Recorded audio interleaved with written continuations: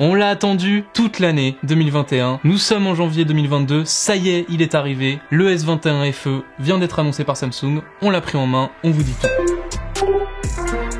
On l'a tellement attendu ce S21 FE, pour vous dire on a même écrit un article fin 2020 pour dire quel smartphone on attendait en 2021, il était tout en haut de la liste, et finalement on est en janvier 2022, et c'est maintenant que Samsung a décidé de l'annoncer. Pour rappel, FE ça veut dire Fan Edition, dans l'idée c'est une entrée de gamme du haut de gamme chez Samsung, c'est un peu l'expérience du S21 pour 100 € moins cher. Évidemment 100 € moins cher, vous vous en doutez, ça veut dire que Samsung a fait quelques concessions, on le voit par exemple sur la partie design, où tout l'arrière du smartphone est recouvert de plastique. Je sais, c'est du plastique, mais honnêtement, en prise en main, on le ressent pas plus que ça. C'est du bon plastique, j'allais dire. C'est du plastique qui a été travaillé. Il n'y a pas de reflet, on a un toucher qui est doux, qui est agréable. On n'a pas cette sensation, vous savez, d'une coque où on a l'impression que si on appuie un petit peu, ça va s'enfoncer. Non, là, il y a rien de tout ça. C'est plutôt très propre. En plus, l'absence d'aluminium, ça permet au bloc photo d'être un petit peu moins épais. Et j'ai trouvé que ça donnait une impression plus d'équilibre au smartphone, un feeling général plus léger, et c'était pas désagréable. Au passage, en général, quand vous avez plus de plastique, vous avez des coloris un peu plus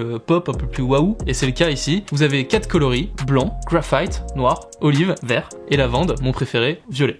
Deuxième aspect intéressant de ce S21 FE, dès la sortie de la boîte, il a Android 12, One UI 4, parce qu'on est chez Samsung. Ça lui donne un petit avantage par rapport au S21, qui est sorti début 2021, et qui du coup avait Android 11. Ça veut dire, très concrètement, que le S21 FE aura une mise à jour de plus que son prédécesseur. Petit rappel, One UI 4 apporte tout un tas d'améliorations d'Android 12. On a une expérience utilisateur qui est plus fluide, on peut profiter aussi des couleurs adaptatives en fonction du fond d'écran, ce qui est toujours sympathique. Donc vous avez quand même une expérience utilisateur digne de 2022. Au niveau des performances, pas de soucis, on est sur du très lourd, on est sur le Snapdragon 888, la puce référence du haut de gamme en 2021. Ce qu'il faut retenir sans trop rentrer dans les détails, avec cette puce, vous n'aurez pas de soucis pour faire tourner la plupart des apps. La plupart des jeux en 3D comme Genshin Impact, Fortnite, PUBG tourneront sans aucun souci. Même si son successeur est arrivé, le Snapdragon 8 Gen 1, ça reste quand même une très bonne puce et vous pouvez y aller tranquille. En plus de cela, vous avez un écran 120 Hz OLED Full HD+, ça vous donne donc un très bon combo de fluidité. Petit défaut quand même par rapport au S21, la version de base du S21 FE n'a que 6 Go de RAM et 128 Go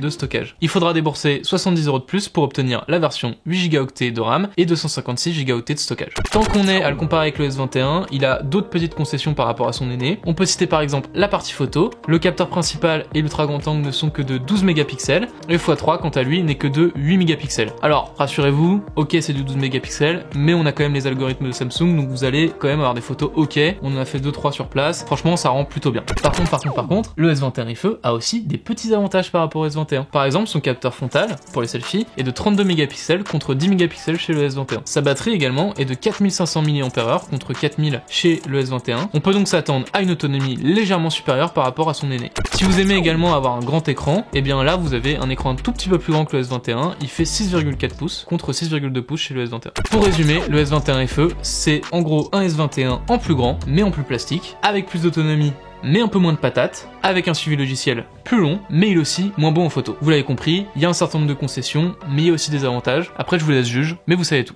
Au niveau du prix, on est sur 759 € pour la version 6 Go de RAM et 128 Go de stockage, et 829 € pour la version 8 Go et 256 Go de stockage. C'est donc 100 € moins cher que le S21 à sa sortie, mais son prix a pas mal évolué depuis. C'est donc un vrai choix à faire entre les deux, il y a des concessions et des avantages de chaque côté. Je vous laisse juge. Quant à moi, je vous dis merci beaucoup d'avoir regardé cette vidéo jusqu'au bout. N'hésitez pas à vous abonner bien sûr à tous nos réseaux sociaux. On est sur Facebook, Insta, Snap, sur Twitch où on est très souvent également. Pour les plus curieux, je vous ai concocté un petit article de prise en main que vous trouverez sur le site de Frandroid. Il est évidemment en description de cette vidéo. À très bientôt sur Frandroid ou ailleurs. Boujou!